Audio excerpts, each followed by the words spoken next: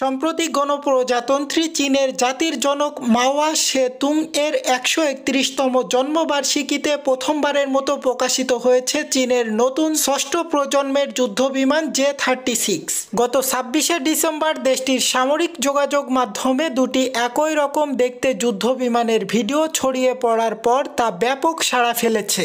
বিশেষজ্ঞরা মনে করেছেন এই যুদ্ধবিমান চীনের সামরিক শক্তিতে নতুন মাত্রা যোগ করবে, যদিও বিমানটি সম্পর্কে আনুষ্ঠানিকভাবে কিছু জানা যায়নি চীন সরকারের পক্ষ থেকে। তবে সামরিক বাহিনীর ইস্টার্ন থিয়েটার কমান্ডের বর্ষাবরণের একটি ভিডিওতে জিঙ্গা গাছের পাতার ছবি ব্যবহার করা হয়, যা নতুন এই বিমানটির আকৃতির সঙ্গে মিলে যায়। বিশ্লেষকদের মতে এই ষষ্ঠ প্রজন্মের যুদ্ধবিমান শত্রুপক্ষের সমস্ত প্রতিরক্ষা ব্যবস্থা ভেদ করতে সক্ষম। জে-36 কি আধুনিক সামরিক অঙ্গনে সব প্রতিযোগীকে পিছনে ফেলবে? এই নিয়ে এখন চলছে তুমুল আলোচনা। বিশ্লেষকদের মতে এই যুদ্ধ বিমানটি হয়তো ষষ্ঠ প্রজন্মের সবচাইতে অত্যাধুনিক বিমান হতে চলেছে। ৩ ইঞ্জিন বিশিষ্ট চীনের এই যুদ্ধ বিমানটি যুক্তরাষ্ট্রের F-30 যুদ্ধ বিমানের থেকেও শক্তিশালী বলে অনেকে মন্তব্য করছেন। এই সে গ্লোবাল নিউজ, সাথে আছে আমি হুসাইন আহমেদ।